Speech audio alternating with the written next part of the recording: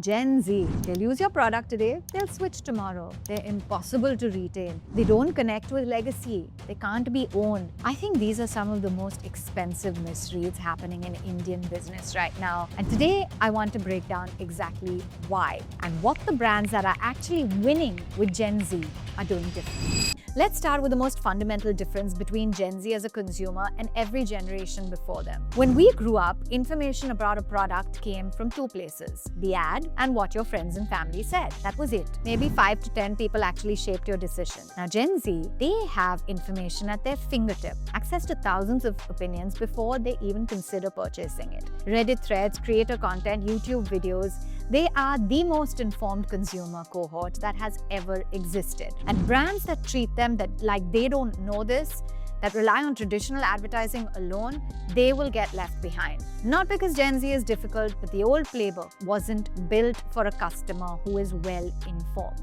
So cater to them. So where does Gen Z is disloyal, that narrative, come from? I think it comes from brands who are actually confusing access with allegiance. Gen Z has options. They know it. They will use that access to explore before they commit. Now that looks like disloyalty because traditional models were built around scarcity of information. But here's what's happening. Gen Z is not following brands.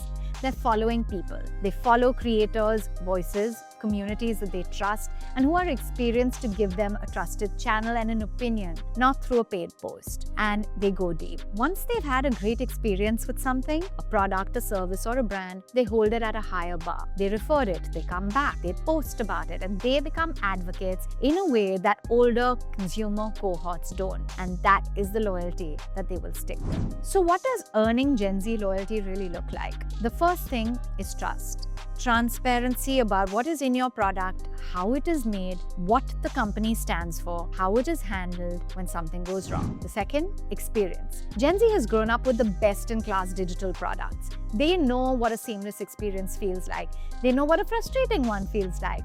And they have a very low tolerance for friction, particularly in digital interactions. And the third one is the one that brands most often underestimate. It values alignment. If a brand is genuinely supporting communities they care about, taking positions on things that matter to them, building with purpose rather than just selling, Gen Z will notice. They talk about it, they get attached to it, but here's the critical word: genuinely.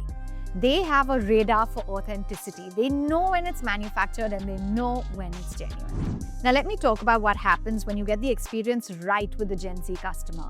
Once they have the experience set, they will remember and they will use it as a benchmark for everything that comes after, from you and from your competitors. This is both a massive opportunity and real pressure, because the great experience that you create today is the standard that you are expected to maintain tomorrow. There's no goodwill buffer the way there might be with an older customer.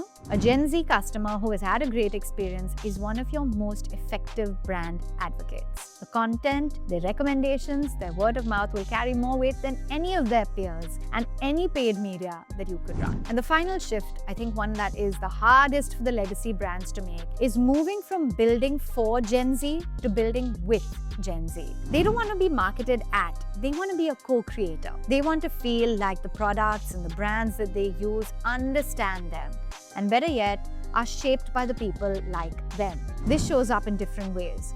A community building over broadcasting, actually listening to feedback, visibly acting on it, giving them access to process, honest, behind-the-scenes conversations that are going on, what's working, what's not.